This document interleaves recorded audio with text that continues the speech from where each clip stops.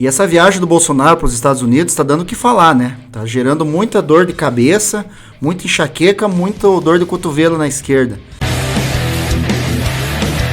Principalmente, primeiramente, que ele teve há um dia atrás com o presidente Joe Biden, né? O queridinho da mídia progressista, que o recebeu muito bem e discutiram muitas coisas a favor do Brasil. E o próprio Biden, segundo ele, ficou encantado aí com o Bolsonaro, que não é tudo aquilo que essa mídia aí lacradora pregava sobre ele. Apoiado, né, sobre o voto impresso. Mas o presidente Bolsonaro, então, foi franco, foi sincero, foi honesto, colocou as posições dele e, ao mesmo tempo, foi respeitoso e até cordial. No final, ele chamou o Biden de prezado companheiro, chefe de nação, né, e agradeceu bastante. E depois disso, o Bolsonaro pegou o avião, atravessou o outro lado do país, foi para a Flórida. O encontro da Cúpula das Américas foi na Califórnia. Aí ele foi para a Flórida, onde tem a maior colônia brasileira fora do nosso país, no caso nos Estados Unidos. E lá, veja o que aconteceu. Um grande abraço. Obrigado pela oportunidade. Dizer a todos vocês que isso não tem preço. Entendo que Deus me deu essa missão e nós vamos cumpri-la com bastante garantia.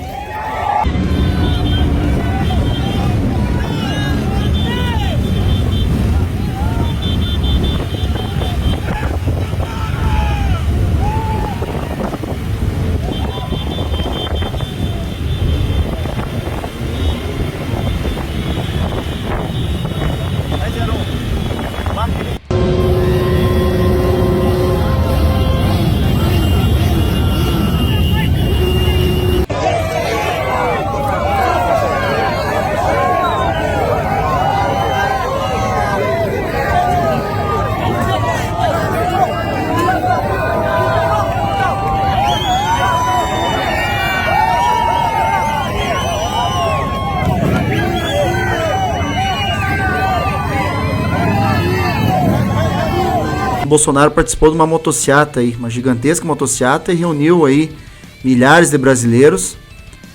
Ele participou antes de um evento de inauguração do consulado americano lá em Orlando, que agora vai facilitar a vida dos brasileiros e dos descendentes brasileiros que desejam ter a documentação, ter o passaporte brasileiro. Muitos deles teriam que ir para Miami, deslocar 4 horas de viagem de carro para conseguir o documento. E agora em Orlando facilitou a vida de toda a colônia brasileira que lá estabeleceu sua residência e está vivendo o sonho americano, né? Pois bem, tá aí, ó, o Bolsonaro ele consegue reunir mais gente fora do Brasil do que o senhor Nove Dedos lá quando ele faz algum evento ainda controlado, né? A quantidade de gente que participa do evento do Nove Dedos é muito inferior do que o evento que o Bolsonaro faz lá nos Estados Unidos.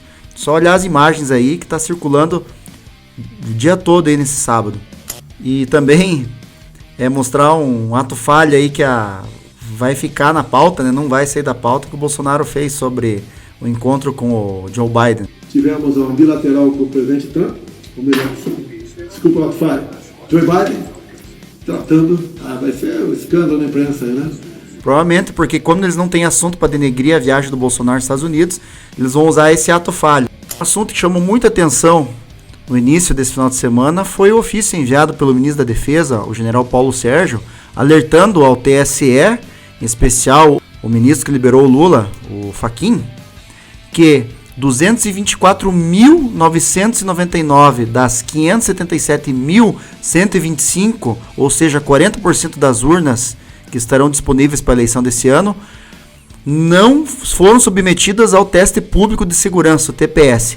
A medida é uma das fases para garantir a integridade dos dispositivos. Ou seja, nesse ofício, a defesa faz uma cobrança da participação dela no processo eleitoral. Vamos ver qual que é a resposta aí que o TSE, em especial o senhor Fachin, vai dar em relação a essa, não digo falha, mas vamos dizer que é um esquecimento do TSE de que 39% das urnas ainda não foram submetidas ao teste.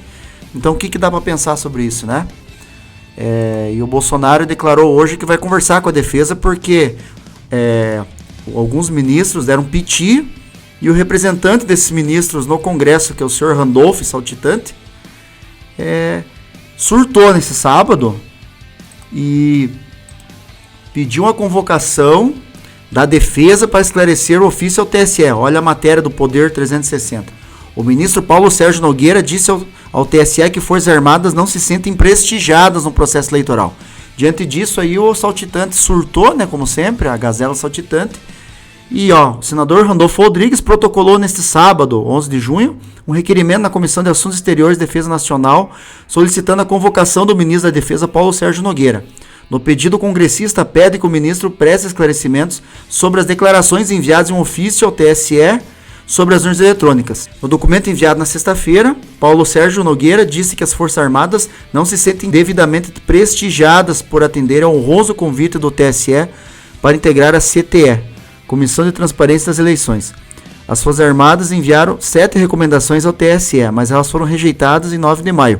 Fora aquelas 180 recomendações e perguntas, ou seja, questionamentos que eles fizeram para o TSE há uns 2 meses atrás, que também não foram respondidos, e o próprio Barroso, quando estava presidindo o TSE, surtou, né? Mas o Barroso está mais preocupado lá com os 2 rapazes que estão sumidos lá na Amazônia, né? Que enviou uma determinação judicial que, se a União não encontrar o indigenista lá, que é o Bruno Pereira, e o jornalista britânico Don Phillips, que sumiram naquela imensidão da Amazônia, que é quase do tamanho de 6 países europeus, o governo vai ter que pagar uma multa de 100 mil por não encontrar eles, né? Então esses caras aí, Randolph, Barroso, Fachin e um monte de ministros, eles só servem para encher o saco do governo em vez de ajudar, só querem atrapalhar mais, atrapalham em tudo que eles fazem, né? E agora tá aí o Randolph Saltitante, que tá sumido na mídia, até a própria direção da campanha do Lula já deixou ele de lado, tá desaparecendo na mídia aos poucos, né? Por sua pífia atuação congressista, que sempre foi só de lacrar, só de incomodar o governo. Hoje mandou esse ofício aí, agora vai querer convocar aí o general Paulo Sérgio Nogueira para participar de uma audiência lá no Congresso, questionando porque ele está questionando o TSE. É mole? Esses caras só servem para encher o saco mesmo, para ajudar o país não serve para nada. E mais uma notícia que chamou muita atenção no início desse final de semana é a desistência já anunciada, né, porque o PSDB vai apoiar a Simone Tebet, vai querer pleitear vice daquela terceira via lá que a gente sabe que não existe, na verdade. Mas o ex-governador Eduardo Leite falou que não ia se candidatar para reeleição e agora com o rabinho entre as pernas vai ter que se candidatar a isso que sobrou no Rio Grande, né? Porque ele não vai se submeter a ser candidato a nível baixo governador. Porque pro Senado lá já está garantido o General Mourão, né? O General Mourão que é o cara que está na frente das pesquisas lá no Rio Grande. O Eduardo Leite vai anunciar na próxima segunda-feira, conforme a matéria aqui que estou mostrando para vocês do UOL, Eduardo Leite anunciará a pré-candidatura ao governo gaúcho na segunda-feira. O ex-governador do Rio Grande do Sul, Eduardo Leite, vai anunciar na próxima segunda-feira 13, credo esse número aí, a pré-candidatura ao Palácio Piratini. Ele renunciou ao cargo no fim de março porque pretendia ser candidato à presidência, mas mudou os planos porque não obteve apoio da cúpula do PSDB. Depois de muitas idas e vindas, o partido aprovou nesta quinta-feira uma aliança com o MDB e vai apoiar a pré-candidatura de Simone Tebet ao Palácio do Planalto.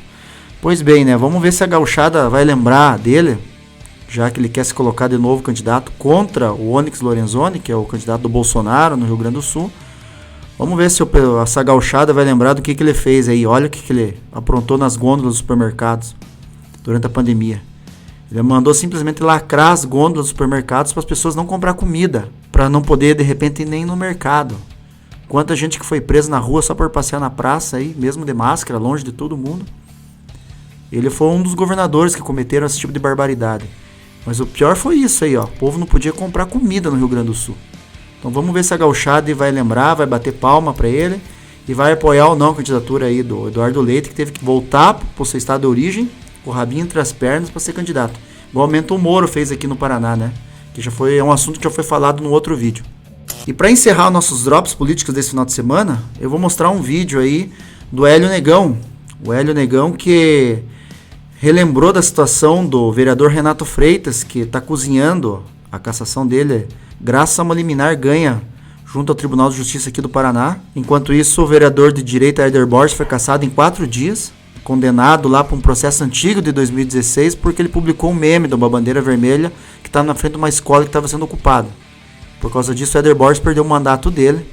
Por aquela questão da urna lá, o Francisquini também, nesses últimos dias, tinha ganhado o mandato dele de novo, decisão do STF, perdeu o mandato dele, mas enquanto isso o Renato Freitas está degustando aí do mandato dele tranquilamente, aquele invasor da igreja, né, que repercutiu o Brasil inteiro, mas graças a uma liminar aí e a lerdeza da Procuradoria da Câmara de Curitiba, até o momento não se derrubou essa liminar e não se sabe se ele vai ser cassado ou não numa sessão extraordinária que tinha sido convocada. E provavelmente o Renato Freitas vai conseguir pedir voto pro Requião, pro Lula, e vai ser candidato a deputado estadual federal. Provavelmente está se caminhando para isso. Depois dá para entender que a perseguição com o pessoal da direita é muito forte. Então vou mostrar esse vídeo do Hélio Negão e ele deu uma cobrada em relação a essa situação do Renato Freitas. Veja aí nesse vídeo. Eu comparo a sua atitude com a mesma dos movimentos do sem-teto e do sem-terra invadindo propriedades.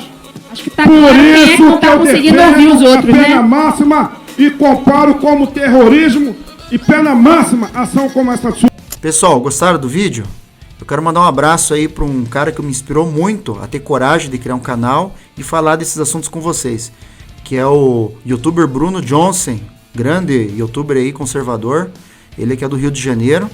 A gente andou trocando aí umas mensagens pelo Twitter, vou mostrar para vocês na tela, e me incentivou muito a gente começar esse trabalho aí que estamos exercendo no YouTube. Segue lá, procura no Twitter Johnson, que é o perfil dele, @JohnsonJohnson, tá aí na tela, vou deixar para vocês.